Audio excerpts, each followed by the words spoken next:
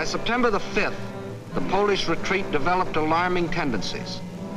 The powerful German 10th Army, which was to form the southern claw of the great Nazi pincers, was advancing with its 5 armored divisions on either flank.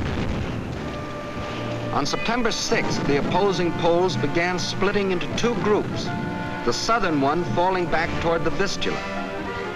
The armored divisions on the German right raced ahead, circling Radom and cutting off this group, which finally surrendered. Meanwhile, further north, the main Polish mass began drifting toward Lodz. The German command, perceiving that this opened the gate toward Warsaw, sent the northern Nazi armored units racing through the gap to the Polish capital. The infantry advanced in forced marches of 35 miles a day, and 2 days later relieved the panzers about Warsaw. The city was now cut off. West of Warsaw, the main Polish armies were encircled. Under terrific pressure on the ground and pounded ceaselessly from the air, they began to disintegrate. They fought on with high personal courage, but without airplanes, without communications, cut off from their general staff, the isolated Polish groups were forced to surrender, one by one. But Warsaw still resisted. The heroic strains of the Polonaise told an incredulous world that the people of Warsaw, led by Mayor Straczynski, had erected a wall of courage around their city, defying Hitler to do his damnedest.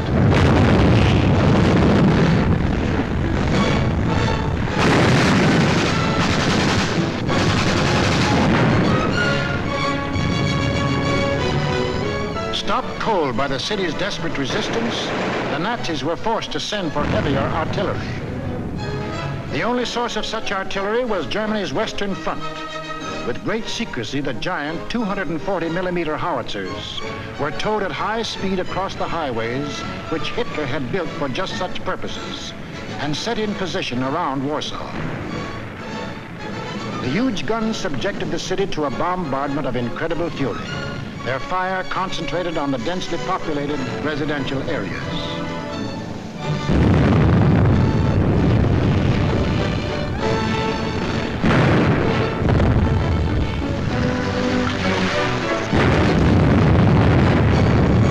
For 20 days of death and horror, every man, woman, and child fought to save his city.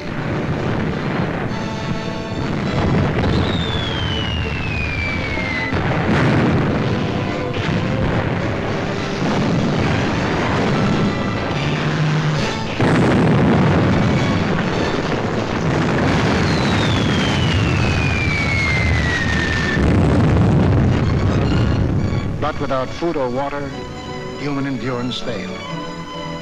On September the 27th, the strains of the Polonaise died on the Warsaw radio, and the Polish capital was forced to capitulate.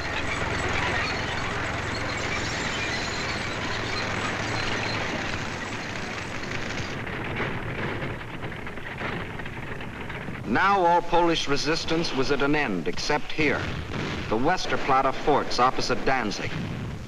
This small island of stubborn defiance had stood up under the fire of German warships from the first day. Its guns silenced, its forts shattered, it still refused to surrender, even under point-blank fire at 800 yards range. It was an exhibition of Polish valor that will go down in history, but militarily it could not avail. On October the 1st, the garrison at last surrendered. Surrendered to face the fate of these men, Polish prisoners being marched off to Nazi prison camps, an eventual extermination.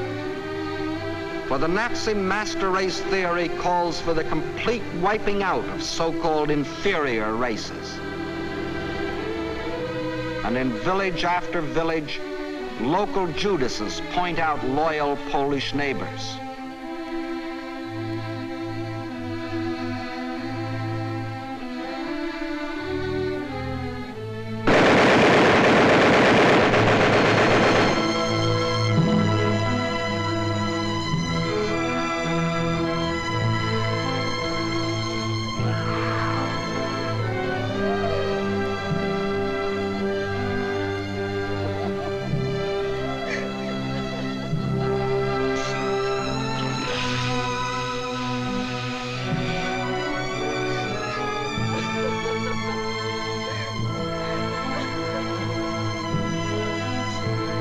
these things the Poles can never forget,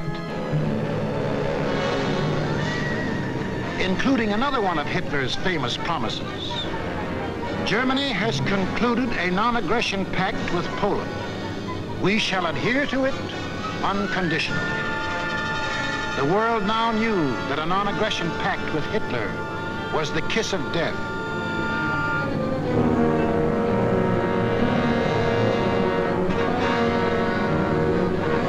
Poland was completely destroyed. Completely? Not quite. During the last days of the campaign, the Russian army entered eastern Poland and took up positions along the Bug River. The two strongest armies in Europe faced each other. Hitler could decide now whether to keep on heading east or call it quits. He called it quits. Why did Hitler quit here? He had to. To continue a drive to the east would leave Germany facing the threat he had always sworn to avoid, a two-front war. How he met that threat you will see in the next film. What Hitler thought impossible was anything but. The day after Hitler crossed the Polish border, France called up her reservists. Within 24 hours, British planes had bombed German warships in the Kiel Canal.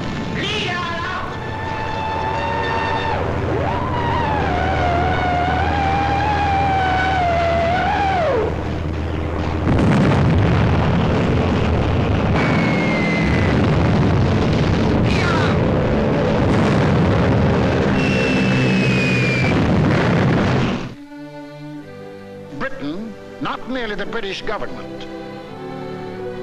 but the British people had declared war. War on Hitler and everything he stood for. The democracies did have convictions for which people were willing to stake their lives. Unprepared? Yes, but that didn't matter. For they finally realized that what was being threatened wasn't just the integrity of Poland, but the integrity of free men everywhere in the world. What tragedies, what horrors, what crimes has Hitler and all that Hitler stands for brought upon Europe and the world. It is upon this foundation that Hitler pretends to build out of hatred a new order for Europe. But nothing is more certain than that every trace of Hitler's footsteps, every stain of his infected and corroding fingers will be sponged and purged, and if need be, blasted from the surface of the earth. Lift up your hearts. All will come right out of the depths of sorrow and of sacrifice. Will be born again the glory of mankind.